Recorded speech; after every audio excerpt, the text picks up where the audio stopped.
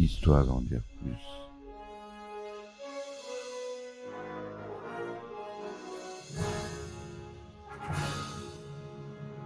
Eh ben attendez, on est en France. Allez, cul sec.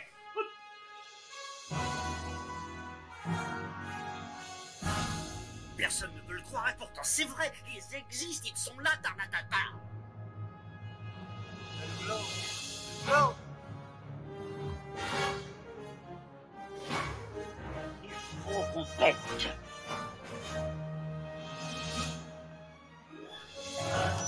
Voyons, circuit branché, correcteur temporel temporisé. Bonjour, bienvenue sur Histoire d'en dire plus, le podcast qui parle de cinéma. Et aujourd'hui, on va parler de cinéma d'animation. On va s'attaquer à un Walt Disney, un des plus célèbres, un qui a le plus marché. En 1994, vous aurez reconnu Le Roi Lion. Allez, c'est parti mon kiki. Alors, Le Roi Lion, The Lion King, c'est le 43e long métrage d'animation Walt Disney et le 32e classique d'animation des studios Disney. Il fait partie des classiques. Réalisé par Roger Salers et Rob Minkoff. Sorti en 1994, il est inspiré en grande partie du Hamlet de William Shakespeare. L'histoire se déroule dans la savane d'Afrique. Simba, un jeune lionceau, fils de Mufasa, découvre son futur royaume, la Terre des Lions, sur lequel il régnera en tant que prochain souverain. Cependant, le frère diabolique de Mufasa et oncle de Simba, Scar, arriviste et nourrissant les noirs desseins, convoite le trône. Simba, épaulé de ses amis, notamment Nala, Zazu, le conseiller du roi, Rafiki le mandril sage, le duo comique Timon et Pumba, devront faire face à Scar et à son armée de hyènes, avec lequel il mettra la main sur la terre des lions, et Simba devra gagner son titre de roi pour faire régner la paix et apporter l'équilibre dans le grand cycle de la vie. Alors, à la réalisation, on a dit que c'était Roger Salers et Roger Minkoff. Le scénario, il a été réalisé par de multiples personnes. 1, 2, 3, 4, 5, 6, 7, 8, 9, 10, 11, 12 différents scénaristes pour ce film. La musique, ça allait de Hans Zimmer. Musique totalement, la BO est totalement magique. Faisant partie des films d'animation à succès du second âge d'or de Disney, comme pour ses prédécesseurs La Petite Sirène, La Belle et la Bête et Aladdin. Le Roi Lion devient, à l'issue de sa sortie en salle, un gros succès du box-office mondial. Le film sort le 15 juin 1994 et rencontre un énorme succès critique et financier, devenant le film numéro 1 du box-office mondial de l'année 1994. Il fut également considéré comme le film d'animation le plus rentable de tous les temps, avant de se faire détrôner plus tard par Le Monde de Nemo et La Reine des Neiges, mais restera néanmoins le film d'animation en 2D le plus rentable de tous les temps, puisque Le Monde de Nemo et de La Reine des Neiges sont en 3D, évidemment. Des grandes personnalités du cinéma et de la télévision ont également contribué à ce projet. Plusieurs voix originales sont celles de James Earl Jones, la voix de Dark Vador, Jeremy Irons, Whoopi Goldberg, notre ami Rowan Atkinson, Mr. Bean, ou encore James Cumming. Les chansons du film furent écrites par Tim Rice, accompagné du talentueux compositeur Elton John, avec qui le film remporta l'Oscar de la meilleure chanson originale sur le film Can You Feel the Love Tonight? L'amour brille sous les étoiles, en français. Le film reçut également l'Oscar de la meilleure musique de film sous l'arrangement de Hans Zimmer. En France et en Allemagne, Il fut le premier film d'animation Disney à se hisser en tête du box-office depuis les aventures de Bernard et Bianca en 1977. Deux suites lui seront données, Le Roi Lion 2, L'honneur de la tribu en 1998 et Le Roi Lion 3, Hakuna Matata en 2004, sortis directement en vidéo, ainsi que deux séries télévisées dérivées, Timon et Pumba de 1995 à 1998 et La Garde du Roi Lion de 2016 à 2019. Il y a eu une comédie musicale, Le Roi Lion, créée à Broadway en 1997, qui est assez célèbre, qui continue toujours à être jouée, sur les arrangements de Hans Zimmer. 25 ans après sa sortie dans les salles, le film est diffusé pour la première fois en clair à la télévision française sur M6 le 15 juillet 2019, alors qu'un remake en animation 3D fait l'objet d'une sortie en salle. Un film que j'aborderai peut-être en podcast, qui est carrément impressionnant au niveau des effets spéciaux, puisque tout est recréé en 3D. C'est un film live où tout est en 3D ultra réaliste, et vraiment il y a un travail de fou sur ce film. Voilà. Bon, le synopsis détaillé. En Afrique, dans une contrée nommée la Terre des Lions, les lions dirigent le monde animal du haut du rocher des lions.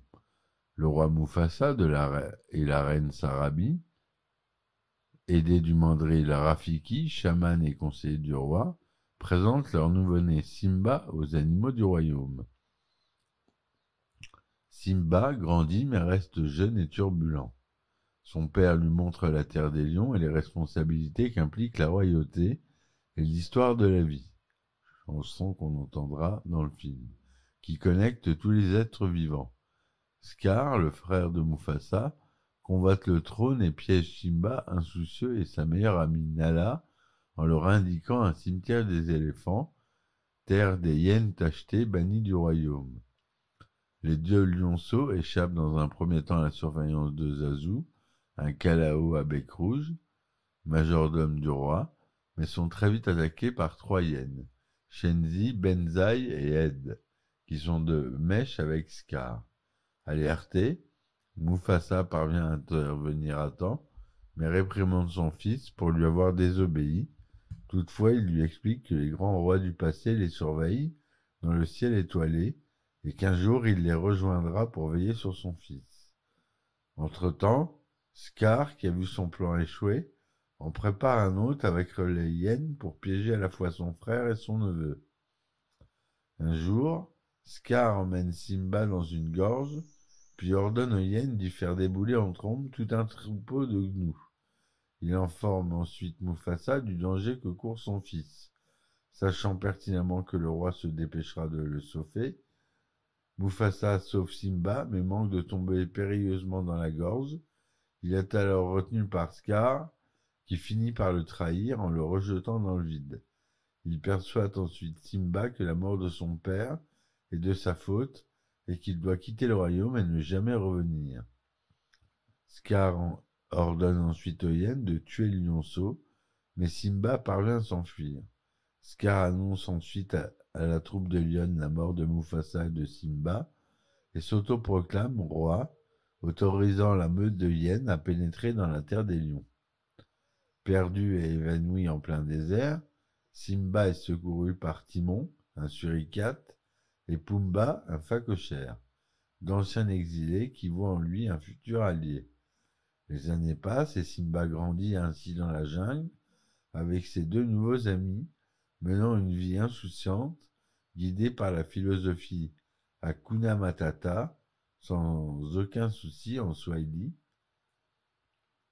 Au fil du temps, Simba est devenu un lion adulte et fort, mais a toujours en tête la mort tragique de son père.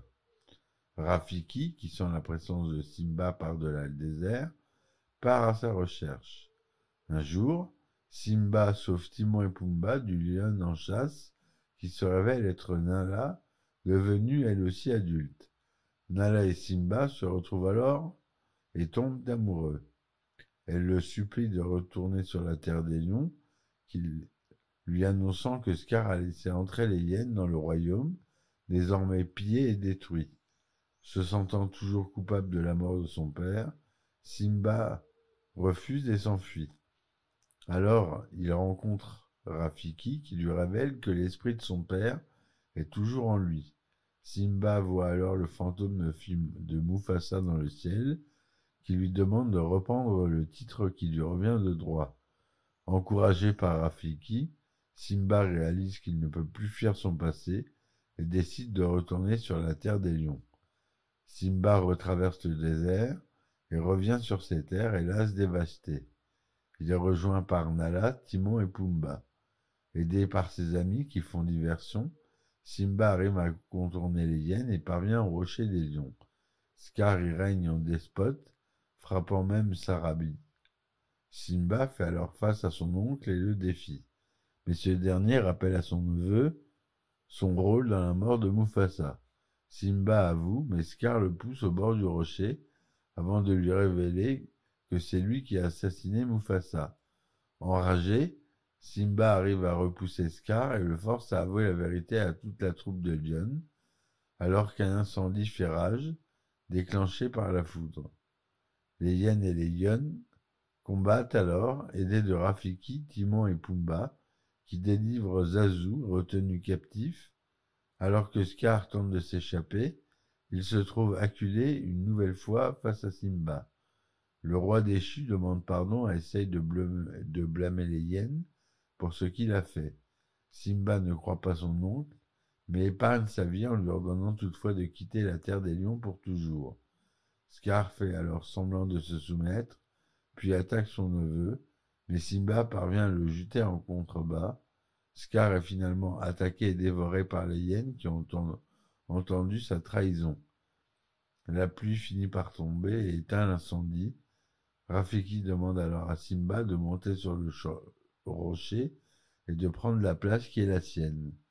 Simba s'exécute, monte sur le rocher et rugit, devenant enfin le roi de la terre des lions. Les mois passent et la terre est redevenue prospère et fertile. Tous les animaux du royaume sont de retour et réunis pour célébrer la naissance de la nouvelle princesse Kiara, fille de Simba et Nala. Simba, en fait, c'est un mot swahili qui signifie lion, tout simplement. Sarabi, toujours, c'est l'épouse de Mufasa, c'est toujours du swahili, ça veut dire mirage. Scar, en anglais, ça veut dire cicatrice. Pumba, en swahili, ça veut dire étourdi ou désorienté. Rafiki, en swahili, qui veut dire ami. Nala, en swahili, qui signifie chance. Comme quoi, ils ont vraiment cherché à rentrer dans l'univers Afrique, Afrique noire, savane. Donc ils ont pris le Swahili parce que ça sonnait bien, c'est vrai que ça sonne bien. Shenzi, Benzai et Ed. Shenzi en Swahili ça veut dire païen, sauvage, grossier ou barbare. Banzai signifie furtivement tapis. Trio de hyènes tachetées, affamées présentées comme sauvages. Sarafina, c'est la lionne, la mère de Nala, meilleure amie de Sarabi. Donc, à la direction artistique, on a Andy Gaskill. En tant que production designer, on a Chris Sanders, des habitués de chez Disney.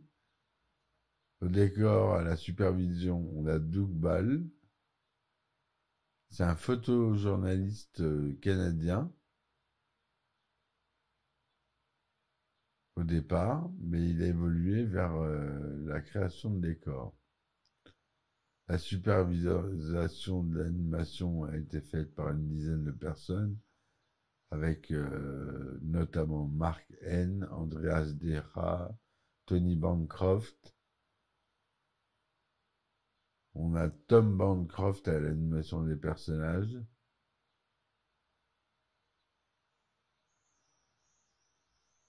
Enfin voilà. La composition des musiques et arrangements, on l'a dit, c'est Hans Zimmer. La chanson Tim Rice pour les paroles et Elton John pour la musique.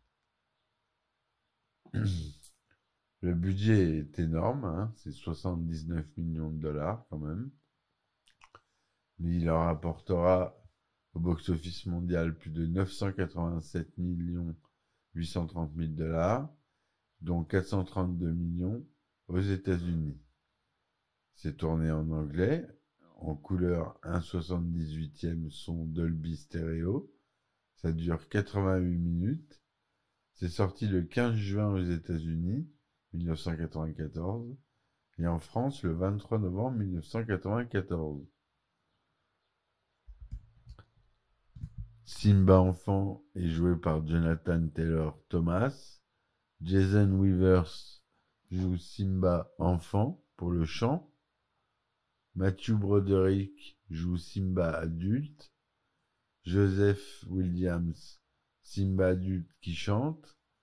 James Earl Jones, donc Dark Vador, qui joue Mufasa. Jeremy Irons joue Scar. Rowan Atkinson joue Zazu. Voilà, Whoopi Goldberg joue une des hyènes, Shenzi, et Chish Marine aussi, qui joue Banzai. Et James Cumming qui joue Ed. Voilà pour les voix notables. En français, on a Jean Reno qui double Mufasa et Jean-Pierre qui fait Scar. Voilà pour les acteurs notables. Après, c'est des doubleurs assez connus, mais je veux pas vous spoiler. Vous irez voir dans le générique. Le projet a débuté plusieurs années avant la sortie, sous le nom de The King of the Jungle, afin d'ajouter du réalisme au film, et comme il a été fait depuis Blanche-Neige et les 7 Nains en 1937 avec un voyage en Europe, une équipe d'animation a effectué un voyage pour étudier le décor original, ici l'Afrique, tandis que les animateurs ont étudié des animaux au sein même des studios. La séquence de course de gnous a nécessité l'utilisation d'images de synthèse qui marquent un nouveau niveau de sophistication pour l'art de l'animation, afin de permettre aux artistes de dessiner et d'animer au mieux les personnages du film. La production fit venir dans les studios un véritable lion, une démarche classique chez Disney qui fut également effectuée sur de nombreux autres films de l'âge d'or. Pour la musique, Jeremy Irons est remplacé par James Cummings.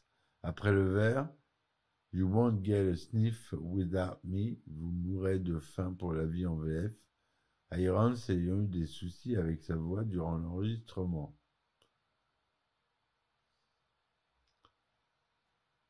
Voilà ce que je voulais vous dire sur ce film qui a reçu un accueil très bon. Il a été ressorti en 3D en Inde le 29 juillet 2011 et il y a eu des versions IMAX au Japon, en Russie, en République tchèque, en France aussi et aux États-Unis. Il est ressorti le 11 avril 2012 en France en 3D et remasterisé. Voilà, j'espère que ma chronique vous aura plu. N'hésitez pas à laisser des commentaires et des likes. Si vous voulez me soutenir, vous pouvez, je mets les liens dans la description. Vous aurez droit à des épisodes inédits où je raconte des anecdotes de tournage assez drôles. Voilà, j'espère que ce contenu vous plaira. Ça coûte 2 € par mois. C'est pas très cher et ça peut être marrant. Voilà mes amis, à bientôt. Ciao ciao. Histoire d'en dire plus.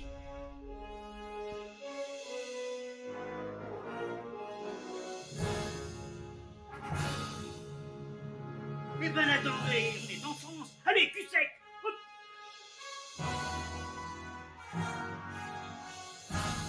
Personne ne veut le croire et pourtant c'est vrai, ils existent, ils sont là, Tarnatata. Blanc. Il faut qu'on pète.